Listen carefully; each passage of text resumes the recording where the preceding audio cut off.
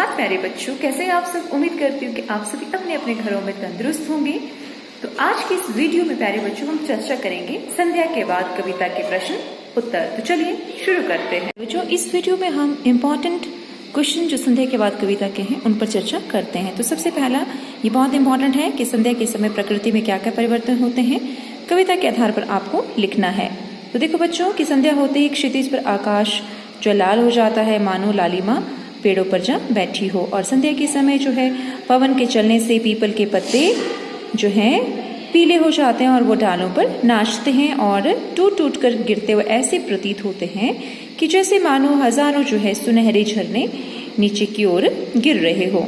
और सूर्य का जो प्रतिबिंब होता है बच्चों कुछ समय के लिए नदी में ऐसे झलकता है और फिर जो है सूर्य क्षितिज पर डूब जाता है। ठीक है, गंगा जल भी जो है विशाल कमजोर जो है सांप की केंचुल सा प्रतीत होता है।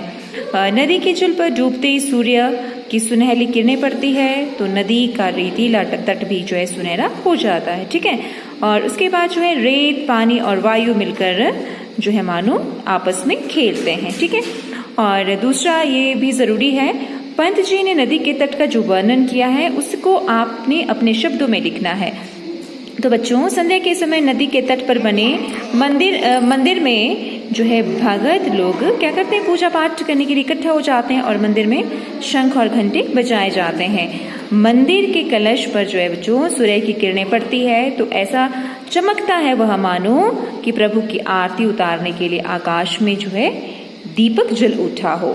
और तट पर जो है सफेद बालों वाली वृद्धाएं और जो विधवाएं होती है बच्चों वो पूजा पाठ जब करती है तो बगुलों की भांति जब पूजा पाठ करती है तो वो बच्चों बगुलों से दिखाई देती है। ठीक है, और ये भी जरूरी है, एग्जाम में पूछा जाता है कि शाम होते होते कौन कौन जो है घर की ओर लौट पड़ते हैं। तो आपको पता होना चाहिए कि सबसे पहले तो पक्षी अपने घोंसलों पे लौटते हैं, गाय चरागाहों से घर की ओर लौट आती है और खेतों में जो है दिन भर परिश्रम करने के बाद जो किसान भी थक हार कर घर लौट आते हैं। ठीक है, और सभी प्राणी अपने अपने घरों में छिप जाते हैं। अंधकार का राज्य धीरे धीरे जो है पूरी धरती पर छा जाता है। ठीक है बच्चों, और जो इसके बाद जो इम्पोर्टेंट है वो है ये वाला छठा, लाला के मन में उठने वाली दुविधा को अपने शब्दों में आपने लिखना है।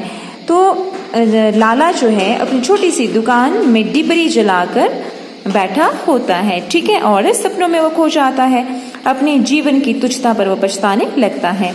लाला अपने ब्याज और मूलधन को भी बच्चों भूल गया और उसे अपने लेन देन का व्यापार भी अब छोटा लगने लगा। परचून के सामान की ढेरी उसे अब छोटी लगने लगी। लाला को अपनी हस्ती छोटी और तुच्छ लगने लगती। क्यों लगने लगती है बच्चों? क्योंकि वह छोटी सी बस्ती का जो एक छोटा सा व्यापारी है। ठीक है, उसमें जो है दीनता दुख अपमान और गलाने के भाव जो है इकट्ठा जाग गए।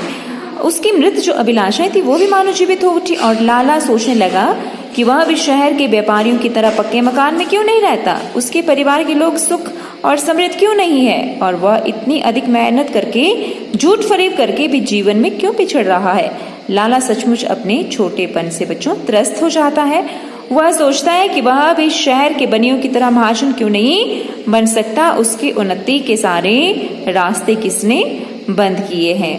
तो ये जो है बच्चों संध्या के बाद कविता के ये इम्पोर्टेंट क्वेश्चंस थे, तो आपने जो है इनको याद कर लेना है। ठीक है बच्चों, तो आज की वीडियो में सिर्फ इतना ही और नेक्स्ट वीडियो में जो है हम नेक्स्ट टॉपिक के साथ फिर मिलेंगे। तब तक के लिए स्वस्थ रहें, घर पर रहें और अपनी ऑनलाइन स्टडी को जारी रखें।